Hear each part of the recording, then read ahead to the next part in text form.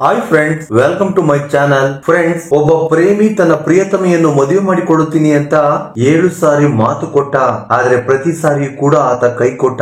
ಆದ್ರೆ ಅವನು ಯಾವಾಗ 8ನೇ ಸಾರಿ ಕೂಡ ಮದುವೆ ಆಗೋಣ ಅಂತೇಳಿ ಕೈ ಕೊಟ್ಟನೋ, ಆ ಲೇಡಿ ಡಾಕ್ಟರ್ ಪ್ರಿಯತಮೆಯ ಶಾರ್ಟ್ ಟೆಂಪರ್ ಹೆಚ್ಚಾಗಿ ಹೋಯಿತು. ಸೊ ಒಬ್ಬ ಲೇಡಿ ಡಾಕ್ಟರ್ ಗಂಡಸಿನ ಪ್ರೈವೇಟ್ ಪಾರ್ಟ್ ಮೇಲೆ ಮಾಡಿದಂತ ಸರ್ಜಿಕಲ್ ಸ್ಟ್ರೈಕ್ ಇಡೀ ಭಾರತ ದೇಶಕ್ಕೆ ಶಾಕ್ ಕೊಡ್ತಾ ಇದೆ.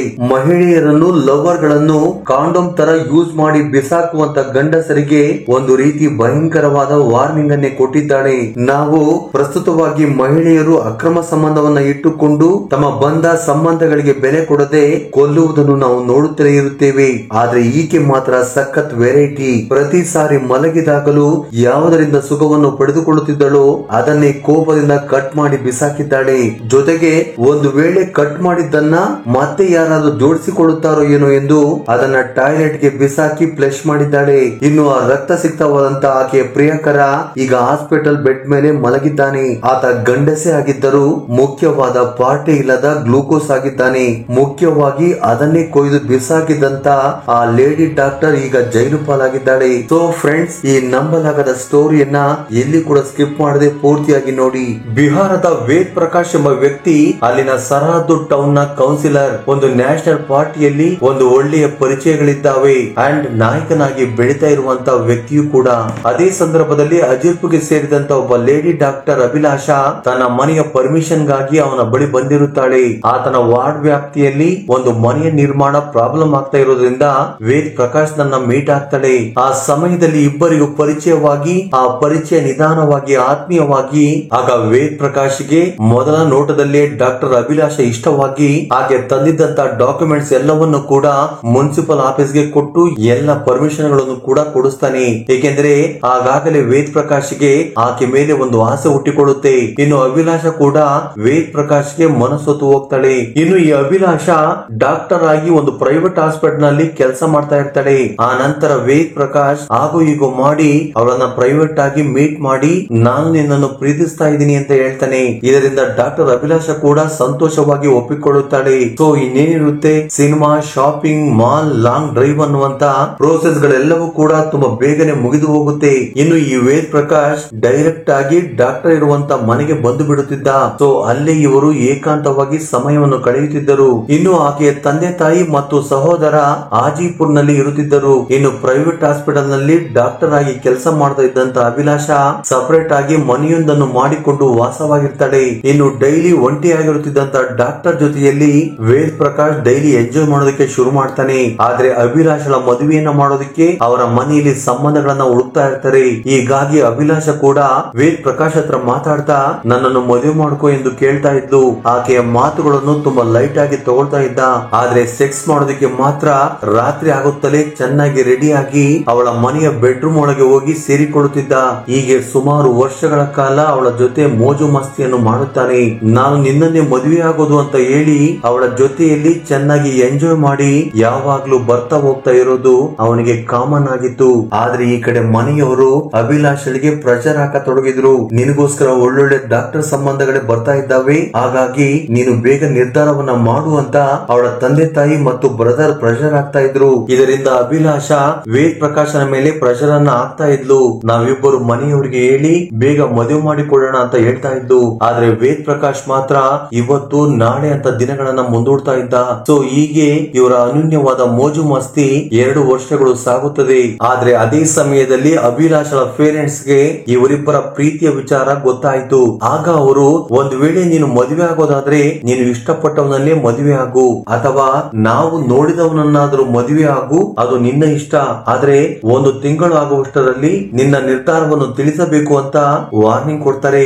ಈ ಕಡೆ ಅಭಿಲಾಷಾ ಕೂಡ ಇದೇ ಡೆಡ್ ಲೈನ್ ಅನ್ನ ತನ್ನ ಪ್ರಿಯಕರ ವೇದ್ ಪ್ರಕಾಶ್ ಹತ್ರ ಹೇಳ್ಕೊಂಡ್ಲು. ಸೊ ಇದರಿಂದಾಗಿ ಏನು ಮಾಡಲಾಗದ ಪರಿಸ್ಥಿತಿ ಪರಿಸ್ಥಿತಿಗೆ ಸಿಕ್ಕಿಕೊಂಡ ವೇದ್ ಪ್ರಕಾಶ್ ನಾವಿಬ್ಬರು ರಿಜಿಸ್ಟರ್ ಮ್ಯಾರೇಜ್ ಮಾಡಿಕೊಳ್ಳೋಣ ಅಂತ ಹೇಳ್ತಾನೆ. ಆಗ ಡೇಟ್ ಕೂಡ ಫಿಕ್ಸ್ ಆಗಿ ಹೋಯ್ತು. ಇದೇ ಜೂನ್ 29ರಂದು ಇಬ್ಬರು ಕೂಡ ಮದುವೆ ಆಗ್ಬೇಕು ಅನ್ಕೊಂಡ್ರು. ಜೊತೆಗೆ ಎಲ್ಲ ಡಾಕ್ಯುಮೆಂಟ್ಸ್ ಗಳನ್ನು ಕೂಡ ರೆಡಿ ಮಾಡಿ ಇಟ್ಟುಕೊಳ್ಳುತ್ತಾರೆ. ಜೊತೆಗೆ ಡಾಕ್ಟರ್ ಅಭಿಲಾಷಾ ತನ್ನ ಕ್ಲೋಸ್ ಫ್ರೆಂಡ್ಸ್ ಎಲ್ಲರನ್ನು ಕೂಡ ರಿಜಿಸ್ಟರ್ ಆಫೀಸ್ಗೆ ಇನ್ವೈಟ್ ಮಾಡಿದ್ಲು. ತುಂಬಾ ಸಡಗರ ಸಂಭ್ರಮದಿಂದ ಆಕೆ ಫೇಶಿಯಲ್ ಅನ್ನು ಮಾಡಿಸಿಕೊಂಡು ಕೈಗಳಿಗೆ ಮೆಹಂದಿಯ ರಂಗೋಲಿಗಳನ್ನು ಹಾಕೊಂಡು ಚೆನ್ನಾಗಿ ರೆಡಿ ಆಗಿದ್ಲು. ಅಷ್ಟೇ ಅಲ್ಲ, ತನ್ನ ಡಾಕ್ಟರ್ ಫ್ರೆಂಡ್ಸ್ ಎಲ್ಲರಿಗೂ ಕೂಡ ಅವತ್ತು ರಾತ್ರಿ ಗ್ರಾಂಡ್ ಆಗಿ ಪಾರ್ಟಿಯನ್ನು ಕೂಡ ಕೊಡಿಸ್ತೀನಿ ಅಂತ ಹೇಳಿದ್ಲು. ಇನ್ನು ಆಕೆ ತನ್ನ ತಂದೆ ತಾಯಿಗೆ ರಿಜಿಸ್ಟರ್ ಮ್ಯಾರೇಜ್ ಬಗ್ಗೆ ತಿಳಿಸಿದ್ದಳಾದ್ರೂ ಮದುವೆಗೆ ಇನ್ವೈಟ್ ಮಾಡಿರಲಿಲ್ಲ. ಕೇವಲ ತನ್ನ 6 ಜನ ಬೆಸ್ಟ್ ಫ್ರೆಂಡ್ಸ್ ಅನ್ನ ಮಾತ್ರ ಆ ರಿಜಿಸ್ಟರ್ ಮ್ಯಾರೇಜ್ ಗೆ ಇನ್ವೈಟ್ ಮಾಡಿದ್ಲು. ಹಾಗೇನೆ ಅದಕ್ಕೂ ಮೊದಲು ಆಕೆ ವೇದ್ ಪ್ರಕಾಶ್ ಜೊತೆಯಲ್ಲಿ ಒಂದಷ್ಟು ಶಾಪಿಂಗ್ ಅನ್ನ ಮಾಡಿ ಆತನಿಗೂ ಮದುವೆಗೆ ಬೇಕಾದಂತ ಬಟ್ಟೆಗಳನ್ನ ಕೊಡಿಸಿದ್ಲು. ಜೊತೆಗೆ ತುಂಬಾ ಸ್ಮಾರ್ಟ್ ಆಗಿ ರೆಡಿ ಆಗಿ ಮದುವೆಗೆ ಬರ್ಬೇಕು ಅಂತ ಹೇಳಿದ್ಲು. ಒಂದು ವೇಳೆ ಮದುವೆಗೆ ನಿನ್ನ ಕಡೆಯಿಂದ ನಿನ್ನ ಫ್ರೆಂಡ್ಸ್ ಯಾರನ್ನಾದ್ರೂ ಕರ್ಕೊಂಡ್ ಬರ್ಬೇಕು ಅಂದ್ರೆ ಆರಾಮಾಗಿ ಕರ್ಕೊಂಡ್ ಬಾ ಅಂತ ಹೇಳಿದ್ದಳು. ಅದಕ್ಕೆ ವೇದ್ ಪ್ರಕಾಶ್ ಕೂಡ ಸರಿ ಎಂದು ಒಪ್ಪಿಕೊಂಡಿದ್ದನು. ಟೋಟಲಿ ಮದುವೆಗೆ ಎಲ್ಲವೂ ಕೂಡ ರೆಡಿ ಆಗಿತ್ತು. ಇನ್ನು ಮಾರನೇ ದಿನ ಬೆಳಿಗ್ಗೆ 10 ಗಂಟೆ 10 ನಿಮಿಷಕ್ಕೆ ಒಳ್ಳೆ ಟೈಮ್ ಇರೋದ್ರಿಂದ ಅದೇ ಟೈಮ್ ಅಲ್ಲಿ ಆಹಾರಗಳನ್ನ ಬದಲಾಯಿಸಿಕೊಳ್ಳೋಣ ಅಂತ ಇಬ್ಬರು ಡಿಸೈಡ್ ಆಗಿದ್ರು. ಇನ್ನು ರಿಜಿಸ್ಟರ್ ಆಫೀಸ್ ಅಧಿಕಾರಿಗಳು ಕೂಡ ಸರಿ ನೀವು ಅದೇ ಟೈಮ್ಗೆ ಬನ್ನಿ ಮ್ಯಾರೇಜ್ ಅನ್ನ ರಿಜಿಸ್ಟರ್ ಮಾಡೋಣ ಅಂತ ಹೇಳಿದ್ರು. ಇನ್ನು ಮಾರನೇ ದಿನ ಡಾಕ್ಟರ್ ಅಭಿಲಾಷಾ ಕಾರಲ್ಲಿ ತನ್ನ ಫ್ರೆಂಡ್ಸ್ ಗಳೊಂದಿಗೆ ಕರೆಕ್ಟ್ ಟೈಮ್ಗೆ ರಿಜಿಸ್ಟರ್ ಆಫೀಸ್ ಹತ್ರ ಬಂದಳು. ಆದ್ರೆ ವೇದ್ ಪ್ರಕಾಶ್ ಮಾತ್ರ ಎಷ್ಟೊತ್ತಾದ್ರೂ ಅಲ್ಲಿಗೆ ಬರ್ಲೇ ಇಲ್ಲ.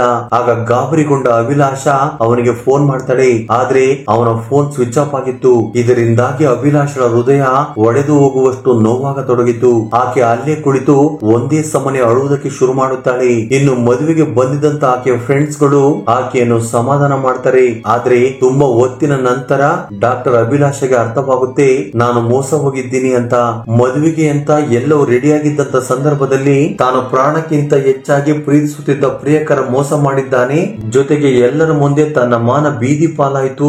ಡಾಕ್ಟರ್ ಆದಂತ ನಾನು ಇಂಥ ಮೋಸಗಾರನಾಗಿರುವ ರಾಜಕೀಯ ನಾಯಕನನ್ನು ನಂಬಿ ಹೀಗಾಗಿ ಬಿಟ್ಟೆ ಎಂದು ತುಂಬಾ ನೊಂದುಕೊಳ್ಳುತ್ತಾಳೆ. ಇನ್ನು ಆಕೆ ವೇದ್ ಪ್ರಕಾಶ್ಗೆ ಎಷ್ಟೇ ಫೋನ್ ಗಳನ್ನ ಮಾಡಿದ್ರು ಕೂಡ ಅದು ಸ್ವಿಚ್ ಆಫ್ ಅಂತಲೇ ಬರ್ತಾ ಇತ್ತು. ಇನ್ನು ರಿಜಿಸ್ಟರ್ ಆಫೀಸ್ ನಲ್ಲಿ ಆಕೆ ಕೊಟ್ಟಿದ್ದಂತ ಟೈಮ್ ಕೂಡ ಮುಗಿದು ಹೋಗುತ್ತೆ. ಇನ್ನು ರಿಜಿಸ್ಟರ್ ಆಫೀಸ್ ನ ಅಧಿಕಾರಿಗಳು ಕೂಡ ಆಕೆಯನ್ನು ಸಮಾಧಾನ ಮಾಡುತ್ತಾರೆ. ಜೊತೆಗೆ ನೀವು ಯಾವುದಕ್ಕೂ ಒಂದು ಪೊಲೀಸ್ ಕಂಪ್ಲೇಂಟ್ ಅನ್ನ ಕೊಟ್ಟು ಬಿಡಿ ಅಂತ ಆಕೆಗೆ ಸಲಹೆಯನ್ನು ನೀಡುತ್ತಾರೆ. ಆದ್ರೆ ಅಷ್ಟೊತ್ತಿಗಾಗಲೇ ಅಭಿಲಾಷಳ ಆಲೋಚನೆ ಬೇರೆನೇ ಇರುತ್ತೆ. ಏಕೆಂದ್ರೆ ಆಕೆಗೆ ಇಲ್ಲಿ ಆದಂತ ಅವಮಾನವನ್ನ ತಡೆದುಕೊಳ್ಳಲಾಗದೆ ಹೋಗ್ತಾಳೆ. ಇನ್ನು ತನ್ನ ತಂದೆ ತಾಯಿಗೂ ಕೂಡ ಏನು ಕೂಡ ಹೇಳಲಾಗದೆ ಕಣ್ಣೀರು ಹಾಕುತ್ತಾಳೆ.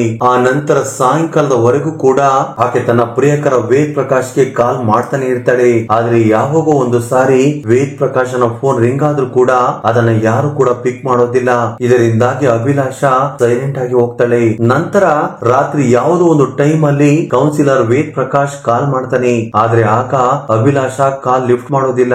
ಆದ್ರೆ ಈ ಕಡೆಯಿಂದ ವೇದ್ ಪ್ರಕಾಶ್ ಆಕೆಗೆ ಮೆಸೇಜ್ ಗಳನ್ನು ಮಾಡ್ತಾ ಇದ್ದ.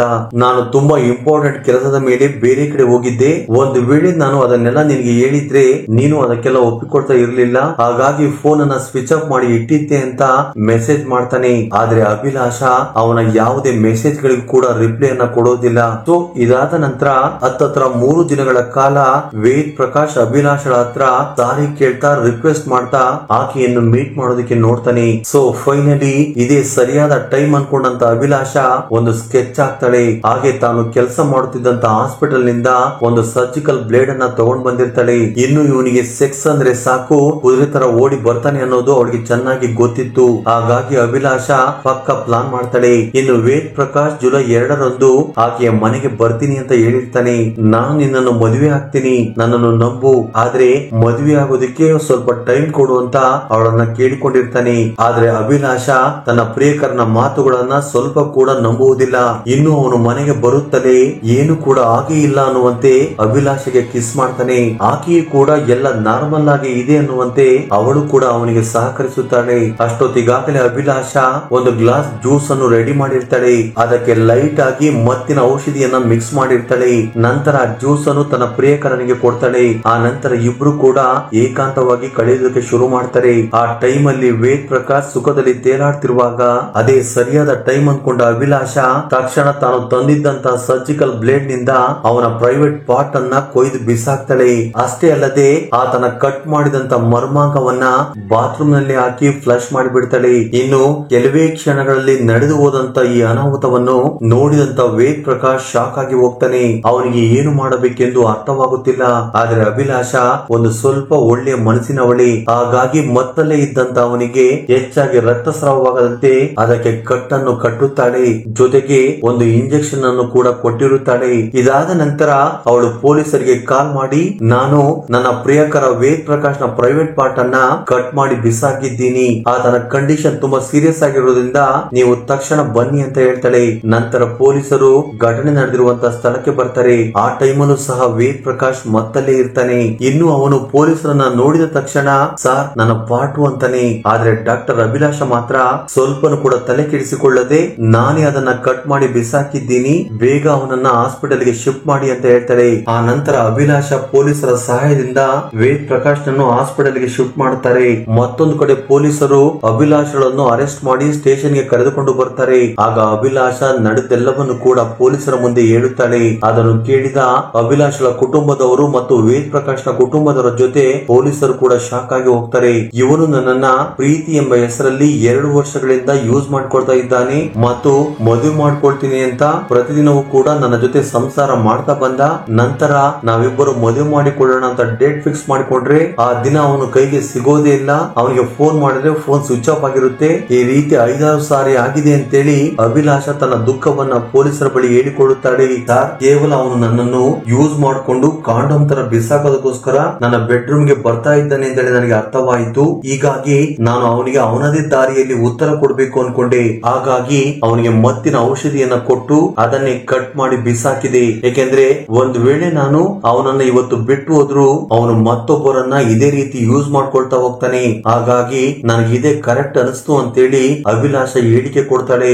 ಈ ಕಡೆ ತನ್ನ ಪ್ರೈವೇಟ್ ಪಾರ್ಟ್ ಅನ್ನು ಕಳೆದುಕೊಂಡು ವೇದ್ ಪ್ರಕಾಶ್ ಹಾಸ್ಪಿಟಲ್ ಅಲ್ಲಿ ಚಿಕಿತ್ಸೆಯನ್ನ ಪಡೆದುಕೊಳ್ಳುತ್ತಿದ್ದಾನೆ. ಫ್ಯೂಚರ್ ಅಲ್ಲಿ ನಾವು ಅದಕ್ಕೆ ಆಪರೇಷನ್ ಮಾಡ್ತೀವಿ, ಸೊ ಅಲ್ಲಿಯವರೆಗೂ ಇದೆಲ್ಲ ಸ್ವಲ್ಪ ವಾಸಿ ಆಗಲಿ ಅಂತ ಡಾಕ್ಟರ್ಸ್ ಗಳು ಹೇಳುತ್ತಾರೆ. ಆದ್ರೆ ಡಾಕ್ಟರ್ ಹೇಳಿದಂತೆ ಈ ಮಾತುಗಳು ಆಗ್ತವೋ ಇಲ್ವೋ ಗೊತ್ತಿಲ್ಲ. ಆದ್ರೆ ವೇದ್ ಪ್ರಕಾಶ್ ಮಾತ್ರ ಅಳ್ತಾನೆ ಇದ್ದಾನೆ. ಸೊ ಫೈನಲಿ ಹೇಳ್ಬೇಕು ಅಂದ್ರೆ ತನ್ನ ಲೈಫ್ ಪೂರ್ತಿ ಮೂತ್ರ ಮಾಡಿದಾಗಲೆಲ್ಲ ತನ್ನ ಪ್ರಿಯತಮೆಯ ನೆನಪು ಬರುವಂತೆ ಮಾಡಿದ್ದಾಳೆ ಈ ಡಾಕ್ಟರ್ ಅಭಿಲಾಷ.